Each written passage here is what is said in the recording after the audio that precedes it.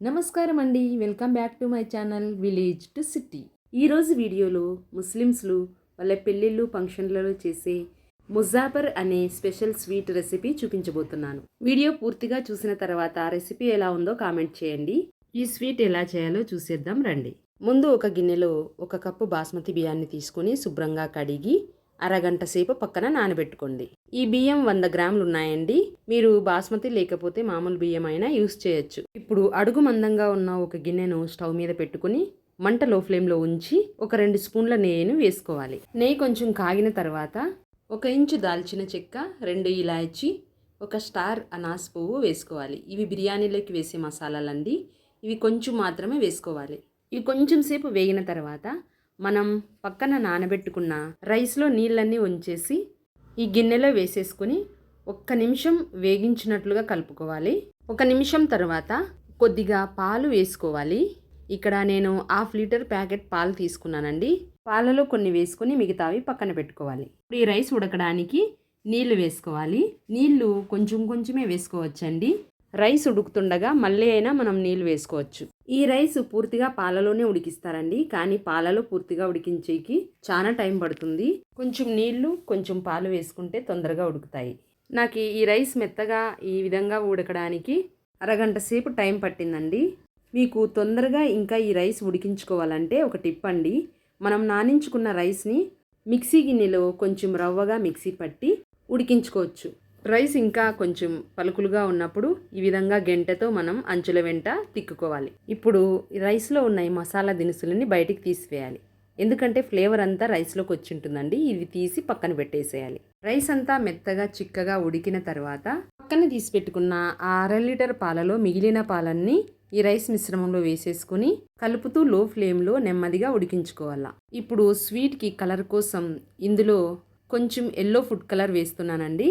మీకు కలర్ ఏమీ అవసరం లేదనుకుంటే ఈ కలర్ వేసుకోకుండా అయినా స్వీట్ చేసుకోవచ్చు. ఉడుకుతున్న ఈ స్వీట్లో 20 గ్రాముల చిరోంజి గింజలను వేస్తున్నానండి. వీటిని సారెపప్పు అని కూడా అంటారు. ఇవి అన్ని కిరాణా షాపుల్లో మనకు దొరుకుతాయి. ఇవి ముస్లిమ్స్లు ఖచ్చితంగా ఈ ముజాఫర్ స్వీట్లో వేస్తారండి. ఈ సారెపప్పు వేసిన తర్వాత కొద్దిసేపు ఉడికించి 50 గ్రాముల పచ్చికోవా వేస్తున్నానండి. ఇది అన్ని పాల డైరీలోనూ మనకు దొరుకుతుంది. ఈ మామూలుగా మనం తినే స్వీట్ షాప్లో పాలకోవా లాంటిది కాదండి. ఇందులో స్వీట్ ఉండదు.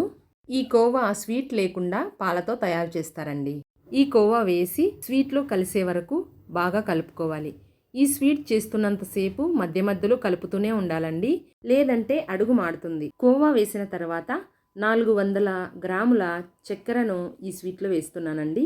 ఇక్కడైతే నేను వాడిన కొలతలకి ఈ స్వీట్కి 400 గ్రాముల చక్కెర సరిపోయిందండి.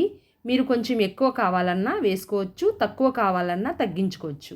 చక్కెర మొత్తం కరిగి ఈ స్వీటు చిక్కబడిన తర్వాత స్టవ్ మీద నుంచి దించుకునే ముందు 200 గ్రాముల కండెన్స్ మిల్క్ వేస్తున్నానండి. ఈ కండెన్స్ మిల్క్ మరియు కోవా వేయడం వల్ల ఈ స్వీటు క్రీమీగా ఎంతో టేస్టీగా ఉంటుందండి.